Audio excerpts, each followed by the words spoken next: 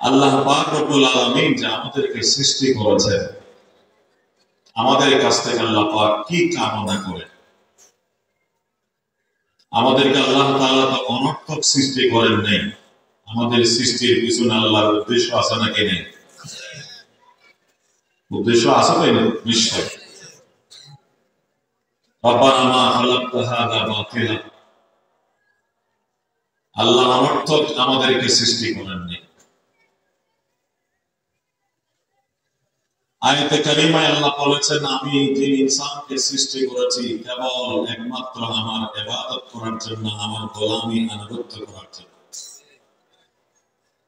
ওমা খালাকতুল জিন্না ওয়াল ইনসা ইল্লা লিয়াবুদুন। जुज़ इबादत मिस्ते मक़सूद जहां, जुज़ इबादत मिस्ते मक़सूद जहां, मा खलक़तुल जिन्ना वल इंसा बंदा। बंदा आमद अज़ बराए बंदगी, जिंदगी बे बंदगी शर्मिंदगी, जिंदगी पे बंदगी शर्मिंदगी। আল্লাহ আমাদেরকে সৃষ্টি করেছেন তার গোলামি করার জন্য। আল্লাহর গোলামির মধ্যেই রয়েছে আমাদের ইজ্জত। যাকে যে জন্য সৃষ্টি করা হয়, তৈরি করা হয়, নির্মাণ করা হয়, তাকে ওই কাজ করতে হয়, ওই কাজের মধ্যেই তার ইজ্জত। ওই কাজ, ওই সার্ভিস দিতে না পারলে তার বেইজ্জতি হয়। একটা সহজ উদাহরণ দিলেই যে মাইক আমরা কথা বলছি, এটাকে টাকা দিয়ে ভাড়া করে আনা হয়েছে মাহফিলকে ভালোভাবে সার্ভিস দেওয়ার জন্য, ঠিক না? এটা যদি দিতে না পারে, আওয়াজই না করে, তাহলে এই মাইকওয়ালা ভাই যে আছে সে কি ইজ্জত পাবে? না, সে নিজেই শর্মিন্দা হবে। কাউকে শরম দিতে হবে না, সে নিজেই শর্মিন্দা হবে, লজ্জিত হবে,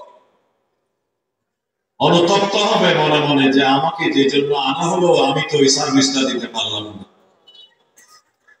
বন্দা মদা আসবরায়ে বন্দগি, জিন্দগি বে বন্দগি শর্মিন্দগি। আল্লাহ তাআলা আমাদেরকে তার গোলামি করার তৌফিক দান করুন। আল্লাহর যত আমরা গোলামি করব, আল্লাহ তত আমাদের ইজ্জত বাড়াই দেবে। এক আল্লাহর গোলামি করলে সবার সামনে আল্লাহ ইজ্জত বাড়াই দেবে, আর এক আল্লাহর গোলামি ত্যাগ করলে সবার গোলামি করতে হবে। যারা এক আল্লাহর গোলামি করে না, তারা হাজারো দেবতার গোলামি করে। আরবাবুন মুতাফাররিকুনা খায়রুন আমিল্লাহুল ওয়াহিদুল কাহ্হার। হাজারো মাখলুকের গোলামি উত্তম না এক আল্লাহর ইবাদত উত্তম? একজনের গোলামির মধ্যে রয়েছে সারা দুনিয়াবাসীর ইজ্জত, সারা দুনিয়ার পক্ষ থেকে আপনি ইজ্জত পাবেন। সমস্ত মাখলুক আপনাকে সম্মান করে, জন্তু জানোয়ার পর্যন্ত আপনাকে সম্মান করে। বুজুর্গানে দ্বীন সাহাবায়ে কেরামদেরকে বাঘ, ভাল্লুক, হাতি পর্যন্ত সম্মান করেছে। এরকম ঘটনা আছে নাকি নেই? এরকম ঘটনা তো বলতে থাকলে রাত শেষ হয়ে যাবে, ঘটনা শেষ হবে না। আল্লাহর গোলামি করার কারণে সারা বিশ্ববাসীর সামনে তাদের ইজ্জত বাড়াই দিয়েছেন আল্লাহ। এই জন্য বললাম, আমরা যদি দুনিয়াতে ইজ্জত চাই, গোলামি করতে হবে কার? আর যদি আল্লাহর গোলামি না করি, দুনিয়া আখিরাতের মধ্যে জিল্লতি ইখতিয়ার করতে হবে। আল্লাহ আমাদেরকে সৃষ্টি করেছেন তার গোলামি করার জন্য। এই সূরা ফাতহের যে আয়াতের শুরুর অংশগুলো আমি তেলাওয়াত করেছি, এইগুলোর আলোকে আরো আয়াতের আলোকে পুরা কোরআন মাজিদের খোলাসা মুফাসসিরিনে কেরাম লিখেছেন, আল্লাহ পাক রব্বুল আলামিন আমরা বান্দা থেকে তিনটি জিনিস চান। এক নাম্বার হলো খাঁটি ঈমান এবং আকীদা, দুই নম্বর খাঁটি আমল এবং ইবাদত, তিন নম্বর হলো প্রতিটি আমলের মধ্যে ইখলাস। এই তিনটি জিনিস আল্লাহ কামনা করেন আমাদের কাছে।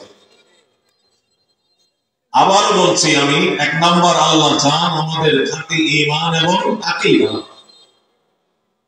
দুই নম্বর খাঁটি আমল এবং ইবাদত, তিন নম্বর প্রতিটি আমলের মধ্যে খাঁটি নিয়ত। কি নিয়ত? খাঁটি নিয়ত।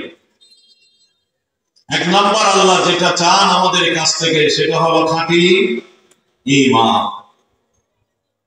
খাঁটি ঈমান আমাদের লাগবে। এই তিন গুণ ছাড়া কোন মানুষের নাজাত হবে না। খাঁটি ঈমান ছাড়া মানুষের নাজাত হবে না পরকালে। শুধু ঈমান কাফি নয়, ঈমানের পরে নেক আমলও লাগবে। যদিও আমাদের মতে ঈমান বসিত, ঈমান মুরাক্কাব নয়, তারপরেও আমল না থাকলে ওই ঈমান আস্তে আস্তে দুর্বল হয়ে এটা নষ্ট হয়ে যাবে। ঈমানকে আল্লাহ কোরআন মাজিদে মিসাল দিয়েছেন কাশাজারাতিন তাইয়্যিবা, একটি গাছের চারার সাথে। গাছের চারা রোপণ করলে ওখানে পানি দিতে হয় কিনা, ঠিকমতো পরিচর্যা করতে হয় কি হয় না? গাছের চারা একটা রোপণ করে আপনি ফলের চারা একটা রোপণ করে চলে আসলেন, ওইদিকে গেলেন না, পানি দিলেন না, রোদ লাগলো কি না এটা দেখলেন না, বাতাস লাগে কিনা দেখলেন না, কোন পরিচর্যা করলেন না, এই চারা বাঁচবে না মরবে? ঈমানও সেরকম। এটাকে আমলের মাধ্যমে পরিচর্যা না করা হলে এটা মারা যাবে। এই জন্য ঈমানের পরে লাগবে খাঁটি আমল এবং ইবাদত। খাঁটি আমল এবং ইবাদত। এই কারণে নামাজ যেহেতু প্রধান ইবাদত, নামাজ না পড়লে তাকে রাসূল করিম সাল্লাল্লাহু আলাইহি ওয়াসাল্লাম বলেছেন সে ইসলামের গণ্ডি থেকে বের হয়ে যাবে। নামাজকেই ঈমানদার এবং কাফেরের মধ্যে পার্থক্যকারী আমল হিসেবে চিহ্নিত করা হয়েছে। এরকম আহাদিসের ব্যাখ্যা আছে মুহাদ্দিসিনে কেরামের কাছে, নুসুস তাই বলে। তাহলে দুই নম্বর যেটা আমাদের মুক্তির জন্য লাগবে সেটা হলো খাঁটি আমল, ইবাদত। জরুরি ইবাদত গুলো লাগবেই আমাদের। ইবাদত আমল করলাম বড় বড়, কিন্তু নিয়ত ঠিক নয়। নিয়ত যদি খাঁটি না হয় ওই আমলেও কোনো কাজ হবে না। বড় বড় আমলওয়ালা নিয়তের গলতির কারণে, নিয়তের ভ্রান্তির কারণে, ইখলাস না থাকার কারণে, আল্লাহকে রাজি খুশি করার জন্য বড় আমল না করার কারণে জাহান্নামে যাবে। এরকম হাদিস আছে নাকি নেই? রাসূল করিম সাল্লাল্লাহু আলাইহি ওয়াসাল্লাম তিনটি বড় বড় আমল, তিনজন বড় বড় আমলওয়ালা ব্যক্তির কথা হাদিসে বলেছেন। এক নম্বর কারি, বড় আলেম, দুই নম্বর মুজাহিদ, শহীদ, তিন নম্বর দানবী। এইগুলো অনেক বড় বড় আমল। একজন কারি বলতে আলেম, একজন বড় আলেম জীবন ইলমের খিদমত করলো, হাজার হাজার ছাত্র গঠন করলো, শত শত কিতাব লিখলো, এটা কি সহজ আমল না বড় আমল? ছোট আমল না বড় আমল? অনেক বড় আমল। একজন মানুষ জিহাদ করতে গিয়ে নিজের জীবন আল্লাহর পথে বিলীন করে দিল, ছোট আমল না বড় আমল?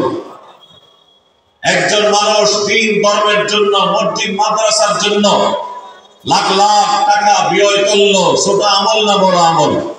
অনেক বড় আমল।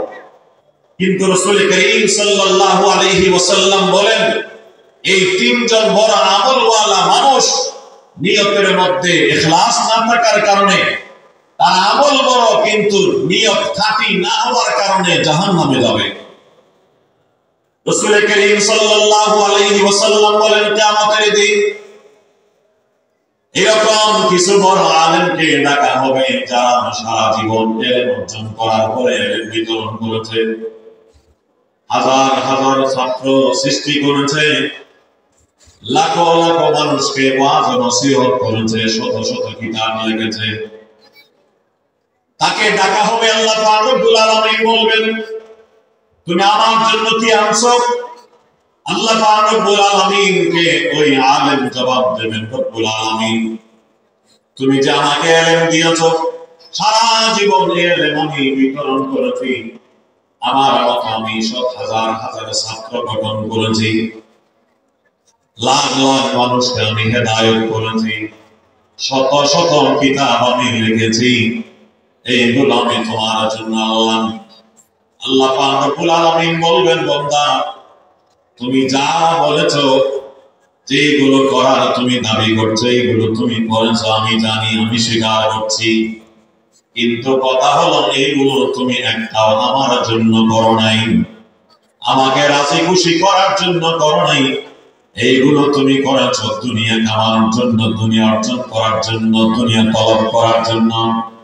মানুষ তোমাকে বড় আলেম বলবে, তোমাকে আল্লামা বলে, তোমার নামে স্লোগান দেবে, তোমার এই নিয়ত ছিল, তোমার এই নিয়তের জন্য তুমি এইগুলো করেছো, আমাকে রাজি খুশি করার জন্য তুমি করো নাই, একমাত্র আমার সন্তুষ্টির জন্য তুমি এগুলো করো নাই।